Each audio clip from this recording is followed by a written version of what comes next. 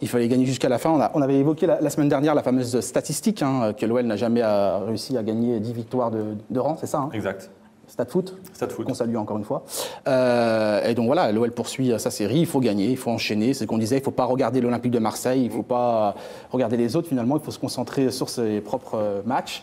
Et même si, bien évidemment, il y a toujours des choses positives comme négatives, c'est ce qu'on se dit toujours, d'ailleurs tous les lundis, hein, parce qu'on essaie d'analyser, décrypter la rencontre. En tout cas, il fallait gagner et l'OL s'est imposé contre Nantes.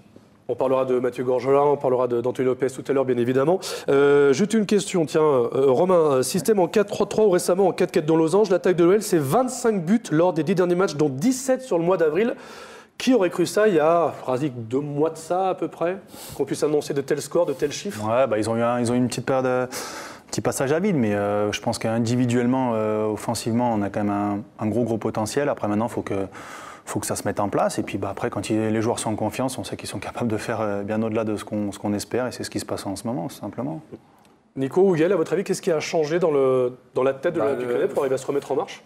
Dans la tête, moi je trouve qu'ils ont été costauds parce que après le CSKA Moscou, je pensais pas que je pensais qu'il allait y avoir une cassure ou mentalement, on peut dire que c'était pas le fort de l'Olympique Lyonnais, l'aspect mental, mais ils ont su se remobiliser. Alors le coach, ce qu'on en a parlé la semaine dernière, certainement peut-être les banderoles, peut-être un peu tout, le passage du président dans l'émission, ça a peut-être reboosté un peu tout, mais enfin voilà, plus honnêtement, c'est que voilà, ils se sont fixés vers un vrai objectif qui était de finir sur le podium. Les aléas sont en leur faveur. La série de 7 matchs consécutifs avec des victoires, c'est quand même très intéressant. C'est pas si souvent, donc il faut quand même le signaler. Mais pour pouvoir garder son destin entre les mains, l'OL doit faire cette série de 10 victoires d'affilée. Donc voilà, c'est des beaux objectifs. Et puis le changement tactique, pour moi, a été fondamental dans les résultats actuels. Juste actuellement sur YouTube et Télém, on a un problème pour nous recevoir. Vous inquiétez pas, on travaille. Vu qu'ils n'entendent pas, je vais te faire ça. C'est du direct au moins. Ah, moi, c'est du direct. Gaël, pareil, la remontée de l'Olympique Lyonnais, du coup, second du championnat, on n'y croyait pas il y a quelques semaines de ça. On peut y rester, on peut terminer second, Gaël, à ton avis? Ah bah l'OL maintenant a toutes les cartes en main. Effectivement, quand Razik disait qu'il ne faut pas regarder les autres, je dirais qu'à partir de maintenant, clairement, l'OL ne doit plus regarder les autres. Jusqu'à ce week-end, il fallait regarder les autres parce que l'OL restait dépendant malgré tout de Monaco, qui était devant. Maintenant, pour les 3 derniers matchs, l'OL a complètement les cartes en main.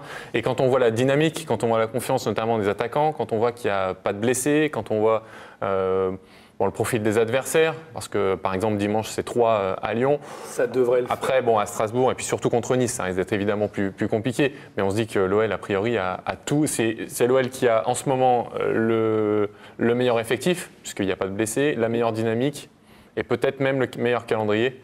Donc avec tout ça, a priori, effectivement, l'OL, je ne vais pas dire que l'OL a fait le plus dur, mais a fait une grande partie du chemin quand même.